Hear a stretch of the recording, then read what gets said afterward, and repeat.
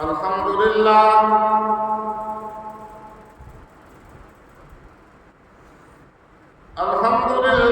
نحمده ونستعينه ونستغفره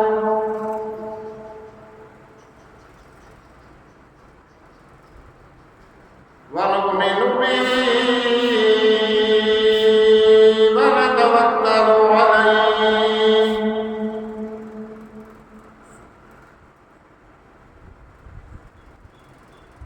ونعوذ بالله من شرور أنفسنا من سيئات أعمالنا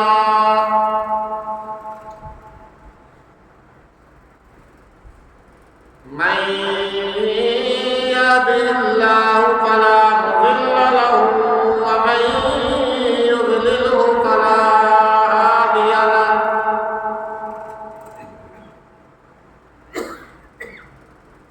ونشهد أن لا إله إلا الله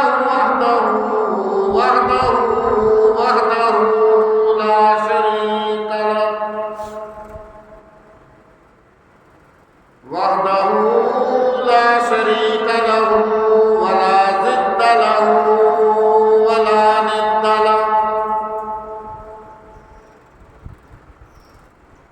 وحده لا شريك له ولا مثل له ولا مثال له ولا تمثيل له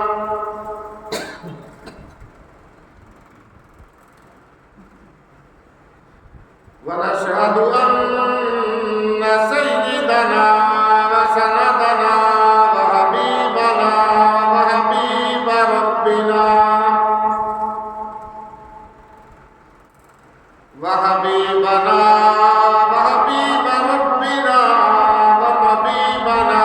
وطبيب قلوبنا ومولانا محمد ومولانا ومرشدنا وهادينا محمدا عبده ورسوله أرسله الله إلى كافة للناس بشيرا ونذيرا وداعيا إلى الله بإذنه وسراجا منيرا يا أيها النبي إنا أرسلناك شاهدا ومبشرا ونذيرا أما بعد فأعوذ بالله السميع العليم من الشيطان الرجيم بسم الله الرحمن الرحيم كل نفس ذائقة الموت وإنما توفون أجوركم يوم القيامة فمن زحزح عن النار وأدخل الجنة فقد فاز وما الحياة الدنيا إلا متاع الغرور صدق الله مولانا العظيم وبلغنا رسوله النبي الكريم ونحن على ذلك من الشاهدين والشاكرين والحمد لله رب العالمين ربنا تقبل منا إنك أنت السميع العليم وتب علينا إنك أنت التواب الرحيم رہ کے دنیا میں بشر کو نہیں زیبا غفلت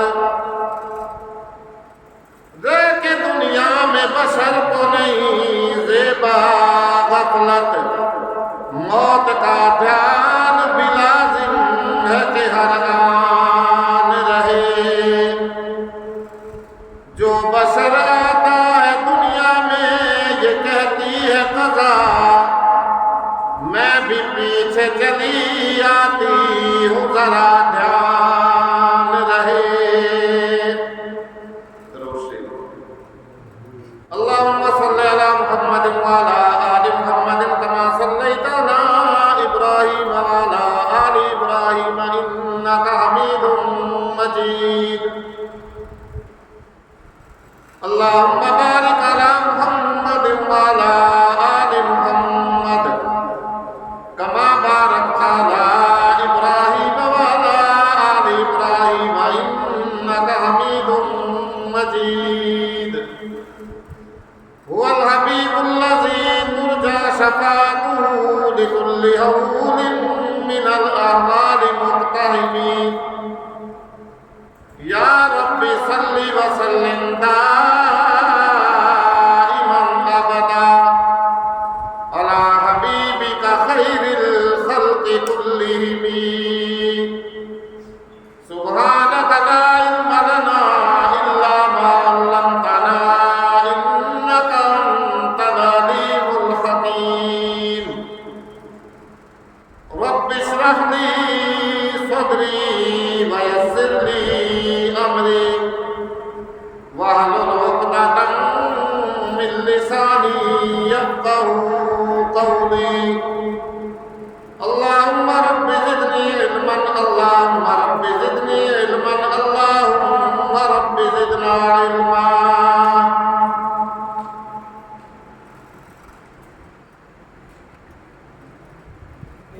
گرامی قدر، صدزی وقار میرے انتہائی والد الاحترام بزرگوں دوستوں،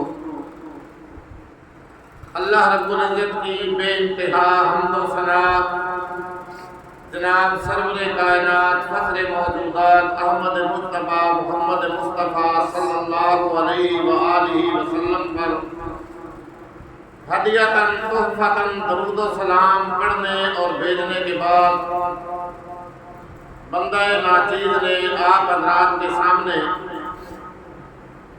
قرآن مقدس کی سورہ آل عمران کی ایک چھوٹی سی آیت مبارکہ تلاوت کی ہے۔ اللہ رب العزت کے دربار میں انتہائی عاجزانہ یہ اپیل ہے، درخواست ہے کہ اللہ مجھے اس کا صحیح مفہوم اور ترجمہ حق اور سچ بیان کرنے کی توفیق عطا فرمائے۔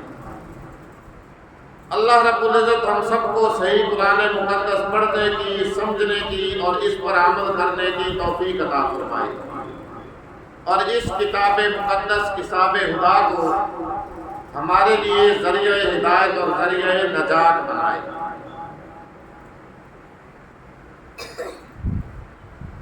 آج دنیا کے اندر جب ہم غور و فکر کرتے ہیں تو اس کارخانہ قدرت میں بہت ساری چیزیں ہمیں کار فرما نظر آتی ہیں۔ آج جدید ٹیکنالوجی نے دنیا کی عقل کو حیران بنایا ہوا ہے۔ نئی سے نئی مشینری، نئی سے نئی چیزیں دنیا کے اندر کام کرتی ہوئی نظر آتی ہیں، اور ایک زندہ انسان جس کے پاس یہ زندگی والی نعمت موجود ہے وہ ان ساری چیزوں سے نفع حاصل کرتا ہے اور فائدہ اٹھاتا ہے۔ ہمارے لیے سوچنے کی بات اور لمحہ فکریہ یہ ہے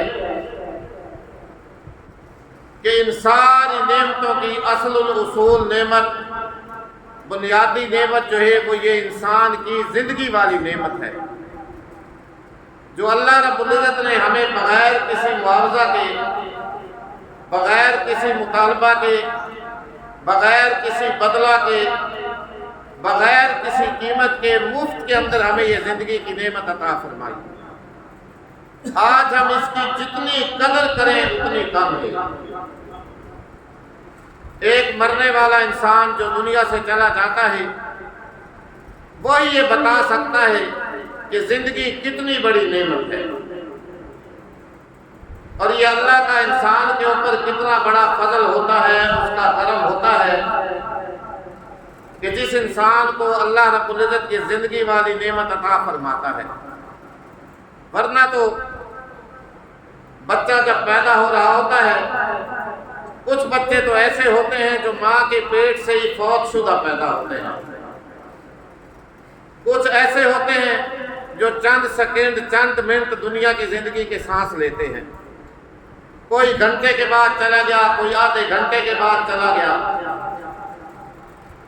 لیکن اس کی قدر پہچانیے، اس کی قدر کیجیے۔ خدایا جانے سے پہلے مرنے سے پہلے اپنی موت کی تیاری کیجیے، یہی زندگی کی قدر و قیمت ہے۔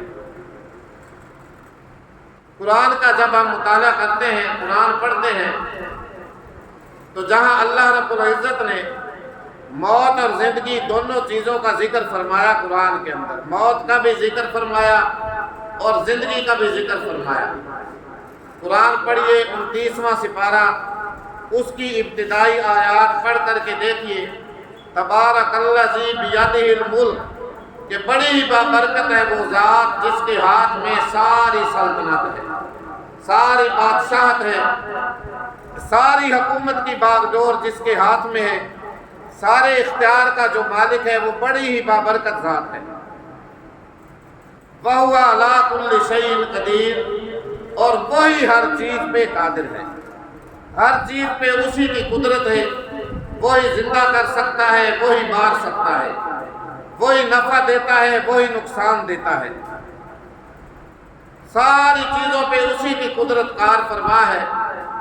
الذی خلق الموت والحیات لیبلوکم ایکم احسن عملا، کہ اللہ وہ ذات ہے جس نے موت کو پیدا کیا اور زندگی کو بھی پیدا کیا۔ بات میں آپ کو یہ بتلانا چاہتا ہوں کہ جہاں موت اور زندگی دونوں کا ذکر آیا ہے، وہاں اللہ نے موت کا ذکر پہلے فرمایا اور زندگی کا ذکر بعد میں فرمایا، تاکہ دنیا میں جانے والے ہر انسان کو اپنی موت سامنے رہے، ہر انسان کو اپنی موت یاد رہے۔ اس لیے موت کا ذکر پہلے فرمایا اور زندگی کا ذکر بعد میں فرمایا، لیبلوکم ایکم احسن عملا۔ اور یہ دونوں چیزیں اللہ نے موت اور زندگی کیوں فرمائی؟ اس لیے کہ دنیا کے اندر تمہاری آزمائش کر لے، تمہارا امتحان لے لے، تمہیں آزما لے، تمہیں امتحان میں ڈالے کہ تم میں سے کون اچھے عمل کرتا ہے، کون نیک عمل کرتا ہے۔ تو دنیا بھائی انسان کے لیے بہت بڑا یہ امتحان ہے اور بہت بڑی آزمائش ہے۔ اللہ ہمیں اس آزمائش اور امتحان میں پورا اترنے کی توفیق عطا فرمائے۔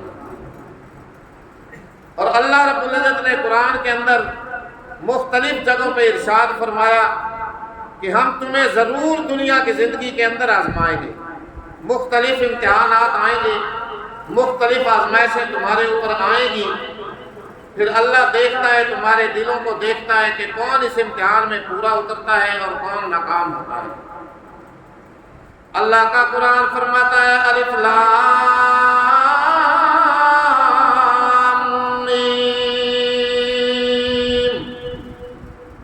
احسب الناس ان یترکوا ان یقولوا آمنا وهم لا یفتنون، وَلَقَدْ فَتَنَّا الَّذِينَ مِن قَبْلِهِمْ، کہ اے لوگوں کیا تم نے یہ گمان کر لیا، یہ خیال کر لیا، اَحَسِبَ النَّاسُ أَن يُتْرَكُوا أَن يَقُولُوا آمَنَّا، کہ ایمان لانے کے بعد، کلمہ پڑھنے کے بعد، اللہ پر ایمان لانے کے بعد اور آخرت پر ایمان لانے کے بعد، اس کے رسولوں پر ایمان لانے کے بعد آمنا صدقنا کہنے کے بعد کیا تمہیں یوں ہی بیکار چھوڑ دیا جائے گا؟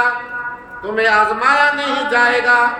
تمہارا امتحان نہیں لیا جائے گا؟ ہاں کیوں نہیں؟ اللہ فرماتا ہے وَلَنَبْلُوَنَّكُمْ بِشَيْءٍ مِّنَ الْخَوْفِ وَالْجُوعِ وَنَقْصٍ مِّنَ الْأَمْوَالِ وَالْأَنفُسِ وَالثَّمَرَاتِ۔ اللہ فرماتا ہے ہاں ہم ایمان والوں کی، مومن لوگوں کی، مسلمانوں کی ضرور آزمائش کریں گے، ضرور ان کا امتحان لیں گے، کبھی ڈرا کر کے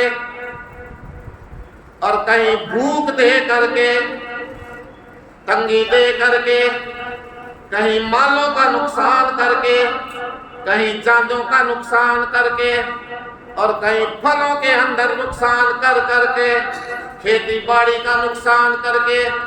اللہ فرماتا ہے کہ ہم ضرور ان کو آزمائیں گے، ان کا امتحان لیں گے، آزمائش میں ڈالیں گے، پھر دیکھیں گے کہ ہمارے اس آزمائش میں امتحان میں کون پورا اترتا ہے، کون شور مچاتا ہے، کون بابیلا کرتا ہے، کون چیخ و پکار کرتا ہے، کون آہو فغاں کرتا ہے۔ وَبَشِّرِ الصَّابِرِينَ،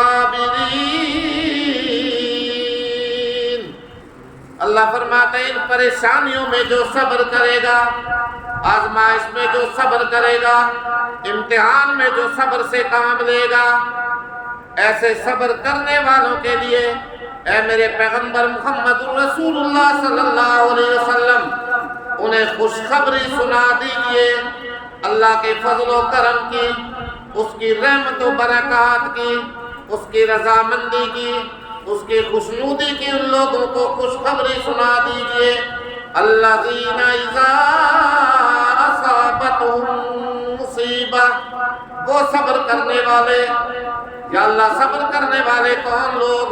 اللہ فرماتا ہے وہ لوگ اذا اصابتہم مصیبہ، کہ جب بھی ان پہ کوئی مصیبت آئے، کوئی پریشانی آئے، کوئی غم آ جائے، تو وہ دعا نہیں کرتے، سروں میں خاک مٹیاں نہیں ڈالتے، سینہ کو بھی نہیں کرتے، چیخ و پکار نہیں کرتے، آہ و فغان نہیں کرتے، اپنے جسموں کو لہو لہان نہیں بناتے، سینوں کو نہیں پیٹتے، بلکہ اللہ فرماتا ہے اذا اصابتہم مصیبہ، جب بھی انہیں کوئی مصیبت آ جائے تو اس وقت کیا کہتے ہیں؟ قالوا انا للہ وَإِنَّا إِلَيْهِ رَاجِعُونَ، فوراً ہی وہ کیا پڑھتے ہیں کہ بے شک ہم اللہ ہی کے لیے ہیں، میری جان بھی اللہ کے لیے، میری مال بھی اللہ کے لیے، میری اولاد بھی اللہ کے لیے، میرا جسم بھی میرے اللہ کے لیے۔ میرا جسم میری مرضی نہیں بھائی، یہ جسم کس کا ہے بولو؟ اللہ کا۔ زندگی کس نے دی؟ صحت کس نے دی؟ مال و دولت کس نے دیا؟ جی، اور پھر یہ کیا معاملہ ہے میرا جسم اور میری مرضی؟ نہیں، مجھے تو اس جسم کو، مال کو، جان کو، اولاد کو اللہ کی مرضی میں فنا کر دینا چاہیے۔ جو اللہ کی مرضی ہے وہی میری مرضی، یہ نہیں کہ میرا جسم میری مرضی۔ ایک بہت بڑے اللہ والے بزرگ گزرے ہیں، شاہ دولہ رحمت اللہ علیہ، اللہ والے بزرگ۔ اللہ اکبر، جتنے بھی اولیاء کرام رحمہ اللہ تعالیٰ علیہ مجمعین دنیا میں آئے، سارے کے سارے انتہائی درجے کے موحد تھے، اللہ کی توحید پہ ایمان لانے والے، اللہ کی وحدانیت کو ماننے والے۔ یہ تو ہم لوگوں نے خرافات، بدعات، رسومات ان کے ذمے جو لگا دی ہے نا، یہ ہماری خود ساختہ ہے۔ بلکہ جتنے بھی اولیاء گزرے ہیں ان کی سوانح عمری پڑھ کے دیکھیں، ان کی زندگیوں کا مطالعہ کریں، کوئی بھی اللہ والا ایک بھی بزرگ جو ہے آپ کو بدعات کرتا ہوا نظر نہیں آئے گا، رسومات کرتا ہوا نظر نہیں آئے گا، خرافات پہ چلتا ہوا نظر نہیں آئے گا۔ صرف اور صرف اس کی پہلی بھی اور آخری خواہش کیا ہوگی کہ میرا اللہ مجھ سے راضی ہو جائے، وہ کام میں نے کرنا ہے جس سے اللہ کی رضامندی حاصل ہو، اللہ کی خوشنودی حاصل ہو۔ بہرحال بزرگ گزرے ہیں شاہ دولہ رحمۃ اللہ علیہ، ایک دفعہ ان کی بستی کے اندر سیلاب آیا، سیلاب، بارشیں خوب ہوئی، سیلاب آ گیا، بستی ڈوبنا شروع ہوئی، لوگوں نے بند لگانا شروع کر دیے، مٹیاں ڈالنی شروع کر دی، لیکن سیلاب جو تھا وہ رکنے کا نام نہیں لے رہا تھا۔ سارے اسباب اختیار کر کے جب اور کوئی راستہ نظر نہیں آیا، پھر دوڑتے ہوئے لوگ جو تھے حضرت رحمت اللہ علیہ کی خدمت کے اندر آئے کہ حضرت جی آپ تو یہاں آرام سے بیٹھے ہوئے ہیں، اللہ اللہ تسبیح پڑھ رہے ہیں، اور بستی تو ڈوبا چاہتی ہے، پانی آ گیا، سیلاب آ گیا، کوئی دعا کریں، کوئی اللہ کے سامنے گڑ گڑائیں، آرزو کریں تاکہ پانی بستی سے رک جائے، سیلاب کا خطرہ ٹل جائے۔ انہوں نے فرمایا اچھا بھائی چلو اٹھو، کہاں سے پانی آ رہا ہے؟ کسی ساتھ لی اور لوگ بھی ساتھ ہیں، جا کر کے دیکھا ایک بند ادھر لگا ہوا ہے، ایک ادھر لگایا ہوا ہے، ایک ادھر، لیکن پانی پھر بھی رکنے کا نام نہیں لے رہا۔ بہرحال بات مختصر، اللہ اکبر، اللہ والے تھے، نیک تھے، بزرگ تھے، ولی تھے، کسی لے کر کے جو بند انہوں نے لگائے تھے نا، بجائے اور بند لگانے کے توڑنا شروع کر دیے، توڑنا۔ لوگ بڑے پریشان ہوئے کہ حضرت جی ہم نے تو آپ کو پانی روکنے کے لیے بلایا تھا، آپ نے تو الٹا جو ہے ہمارے لگائے ہوئے بند بھی تاکہ اور بھی پانی آئے، یہ بستی غرق ہو جائے۔ اللہ اکبر، اللہ والوں کی باتیں بڑی عجیب ہوتی ہیں۔ فرمایا بھائی جدھر مولا ادھر ہی شاہ دولا، جب اللہ کی مرضی ہے پانی آنے کی، سیلاب آنے کی، میں کون ہوں اس کو روکنے والا؟ بہرحال بزرگوں کی کرامت تھی یہ تو۔ بہرحال انہوں نے بات جو فرمائی نا کہ جدھر مولا ادھر ہی شاہ دولا، کہ جو اللہ کی مرضی ہے میں نے اپنی مرضی کو اس میں فنا کر دیا، میری بھی وہی مرضی ہے، لہذا پانی آنے دو۔ بہرحال پانی تو رک گیا تھا، بزرگوں کی کرامت تھی، رک گیا پانی، سیلاب رک گیا، پانی ختم ہو گیا، بستی غرق ہونے سے بچ گئی۔ لیکن بات کیا تھی؟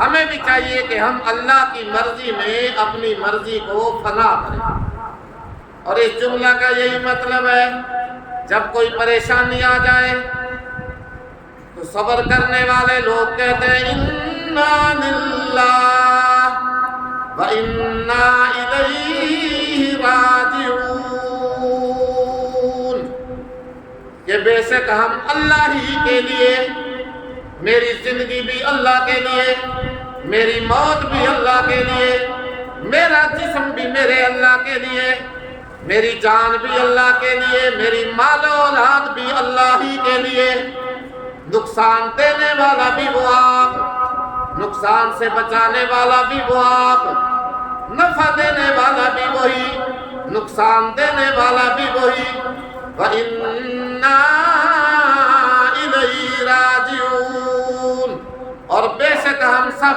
اسی کی طرف لوٹ کر کے جانے والے ہیں۔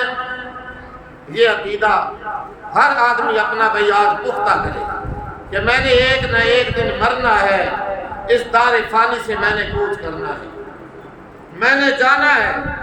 اسی لیے اللہ نے قرآن کے اندر موت کا ذکر پہلے فرمایا اور زندگی کا ذکر بعد میں فرمایا کہ کہیں دنیا کے اندر بھٹکا ہوا یہ انسان وہاں جا کر کے موت کو بھول نہ جائے، موت کی یاد سے ہی غافل نہ ہو جائے۔ آج ہماری حالت بھی کچھ اسی طرح ہے، قدم سوئے مرکز، نظر سوئے دنیا، کدھر جا رہے ہو، کدھر دیکھتے ہو؟ میرا اٹھنے والا ہر قدم میری موت کی طرف رواں ہے، میری قبر کی طرف ہر اٹھنے والا قدم میرا جا رہا ہے۔ میری آج ساری نظر دنیا پہ لگی ہوئی ہے، دنیا پہ یہ کر لوں، یہ بنا لوں، یہ کر لوں، فرصت ملے گی تو موت کو یاد کروں گا، فرصت ملے گی تو نماز پڑھنے کے لیے مسجد میں جاؤں گا، فرصت ملے گی تو خیرات کروں گا، صدقات کروں گا۔ نہیں بھائی، وَلَن يُؤَخِّرَ اللَّهُ نَفْسًا إِذَا جَاءَ أَجَلُهَا وَاللَّهُ خَبِيرٌ بِمَا تَعْمَلُونَ۔ جب وقت مقررہ آ جاتا ہے پھر انسان کو 1 منٹ کی، 1 سیکنڈ کی، 1 گھڑی کی بھی مہلت اور ڈھیل نہیں دی جاتی۔ کیوں بھائی؟ کبھی کسی کو ملی ہے مہلت؟ پیغمبر کو ملی ہو، صدر صاحب کو، وزیر اعظم صاحب کو، چیف آف آرمی اسٹاف کو؟ نہیں۔ جب وقت مقررہ آ گیا، اللہ کے نبی صلی اللہ علیہ وآلہ وسلم نے فرمایا الا وان نفسا لن تموت حتی تستکمل رزقها۔ جب رزق پورا ہو گیا، دانا پانی پورا ہو گیا، زندگی کے سانس پورے ہو گئے، 1 ذرہ نہ زیادہ ہو سکتا ہے اور نہ اس سے کم ہو سکتا ہے۔ تو اس لیے فرمایا کیا انسانوں نے یہ خیال کر لیا کہ ایمان لانے کے بعد انہیں بیکار چھوڑ دیا جائے گا؟ نہیں، انہیں آزمایا جائے گا، مختلف طریقوں سے ان پہ امتحانات آئیں گے، لیکن کامیاب کون لوگ ہوں گے؟ وَبَشِّرِ الصَّابِرِينَ الَّذِينَ إِذَا أَصَابَتْهُمْ مُصِیبَۃٌ، جب بھی ان پہ کوئی آزمائش آئی، کوئی امتحان آیا، انہوں نے صبر کیا۔ اے میرے پیغمبر محمد رسول اللہ صلی اللہ علیہ وسلم، ایسے صبر کرنے والوں کو خوشخبری سنا دیجئے کہ جب بھی ان پہ پریشانی آتی ہے تو بس اللہ کی ذات کو سامنے رکھتے ہیں، اس کی رضا کو سامنے رکھتے ہیں، اس کی خوشنودی کو سامنے رکھ کر کے پڑھتے ہیں اِنَّا لِلَّهِ وَإِنَّا إِلَيْهِ راجعون، کہ بے شک ہم اللہ ہی کے لیے ہیں جو اس کی مرضی کو کرتے ہیں، وَإِنَّا إِلَيْهِ راجعون، اور اسی کی طرف ہم نے لوٹ کر کے جانا ہے۔ آگے فرمایا اولئک علیہم صلوات من ربہم ورحمہ واولئک هم المہتدون، بے شک ایسے صبر کرنے والے لوگ، اللہ کی رضامندی کو سامنے رکھنے والے، اللہ کی خوشنودی کو سامنے رکھنے والے، اللہ کیسے کیسے لوگ دنیا کے اندر گزرے ہیں۔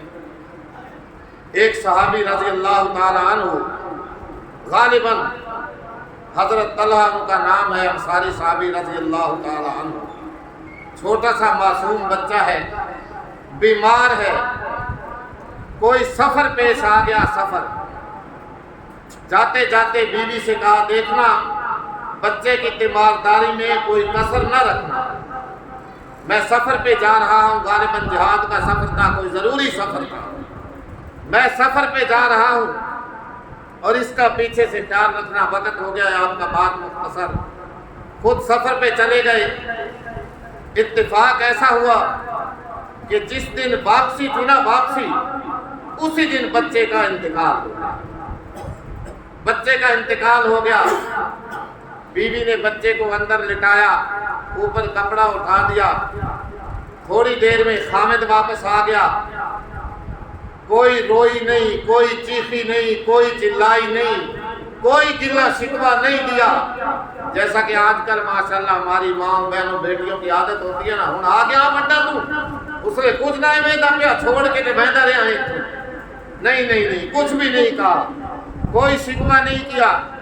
خامد اندر آیا، آگے بڑھ کے اچھی طرح سے استقبال کیا، ہاتھ دھلائے، کھانا کھلایا۔ حامد نے پوچھا بچے کا کیا حال ہے؟ یہ نہیں بتایا کہ بچہ تو فوت ہو گیا ہے، بلکہ کہنے لگی آپ آرام سے کھانا کھائیں، بچہ بڑے آرام سے اندر لیٹا ہوا ہے، سکون کے اندر ہے۔ اللہ جب ہر ایک چیز سے فارغ ہو گئی، اس لیے کہنے لگی کہ اچھا ایک بات بتاؤ، اگر اللہ ہمیں کوئی چیز دے، اللہ ہمیں کسی نعمت سے نوازے اور پھر وہ اپنی چیز کو ہم سے واپس مانگے تو ہمارا معاملہ کیا ہونا چاہیے؟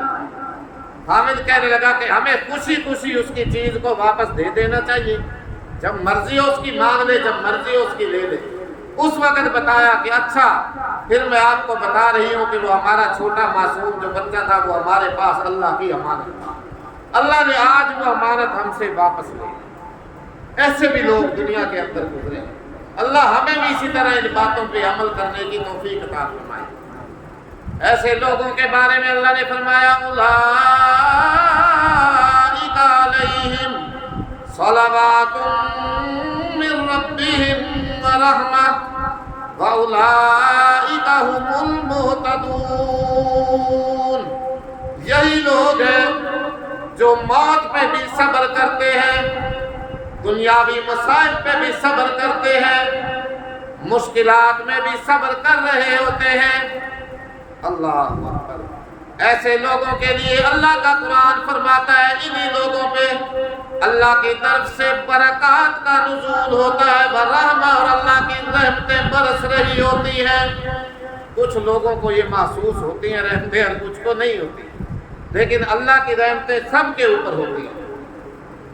وَأُولَٰئِكَ هُمُ الْمُهْتَدُونَ، اور یہی لوگ ہیں ہدایت والے، ہدایت یافتہ۔ اللہ اکبر۔ تو اللہ تعالی ہمیں ان باتوں پہ بھی عمل کرنے کی توفیق عطا فرمائے، موت سے پہلے پہلے، مرنے سے پہلے پہلے اس موت کی تیاری کرنے کی توفیق عطا فرمائے۔ وآخر دعوانا الحمدللہ رب العالمین۔